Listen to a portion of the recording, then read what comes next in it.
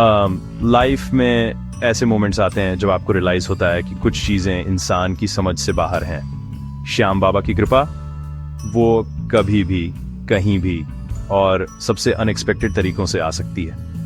वो बस आपका सच्चा फेथ और प्यार देखते हैं। मैं आपको एक कहानी सुनाता हूं जिससे आपके रोंगटे खड़े हो जाएंगे। एक ऐसी कहानी जिसमें अनवेवरिंग फेथ है, एक मां के आंसू हैं और एक ऐसा मिरेकल है जिसने पूरे गांव को स्पीचलेस कर दिया।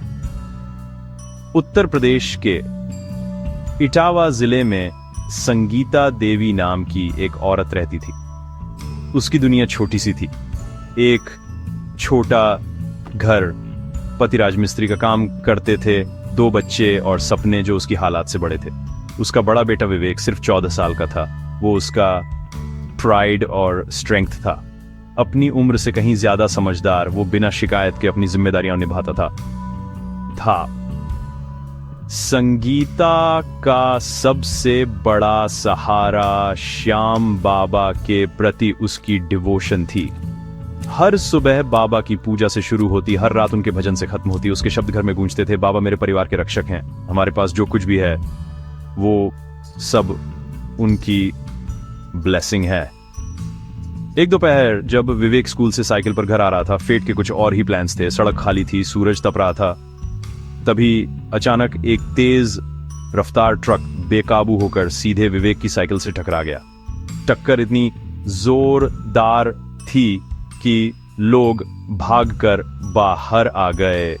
वहां विवेक बेसुध पड़ा था, चारों तरफ खून था, जीवन बस एक धागे से अटका था। कुछ ही मिनटों में उसे हॉस्पिटल ले जाया गया। डॉक्टर्स ने चेक किया, फिर नजरें फेर लीं। उनके चेहरे ग्रिम थे। ये क्रिटिकल है, सिवियर ब्रेन इंजरी है, चांसेस लगभग 0 हैं।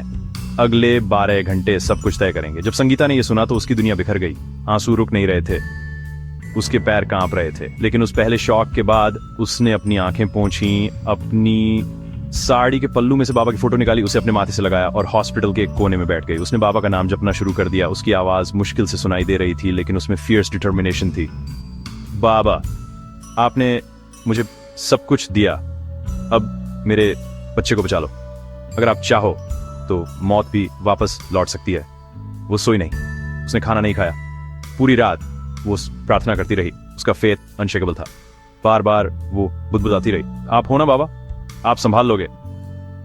सुबह हुई और उसके साथ एक मिरेकल हुआ। डॉक्टर्स ने चेक किया, वे मॉनिटर्स को घूरते रहे। उनके चेहरों पर डिसबिलीफ साफ दिख रहा था। ये इम्पॉसिबल है, उन्होंने कहा। वो दिमाग जिसने रिस्पॉन्ड करना बंद कर दिया था, वो फिर से एक्टिविटी दिखा रहा है।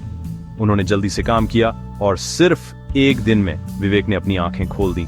डॉक्टर्स हैरान थे। ये एक मेडिकल मिरेकल है, उन्होंने फुसफुसाया।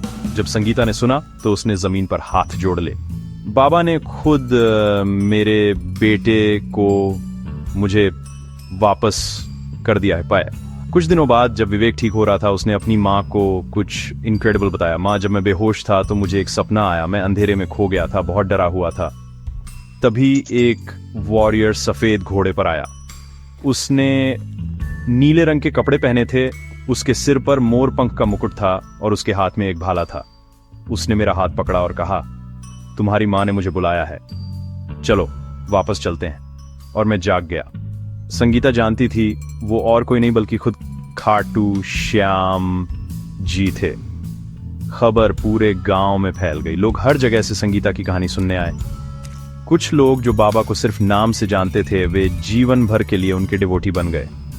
अगले महीने संगीता पूरे खाटू धाम तक पैदल चलकर गई और ग्रैटिट्यूड में 6 किलो प्रसाद चढ़ाया। उसकी आवाज से मंदिर गूंज उठा। तेरे नाम से मिली मुझे नई जिंदगी, तू ही सहारा, तू ही मेरा धागा है। अगर तू ना होता तो मैं सब कुछ खो देती। श्याम बाबा, तू ही मेरी कहानी पूरी करता है। ये कहानी इस बात का प्रूफ है।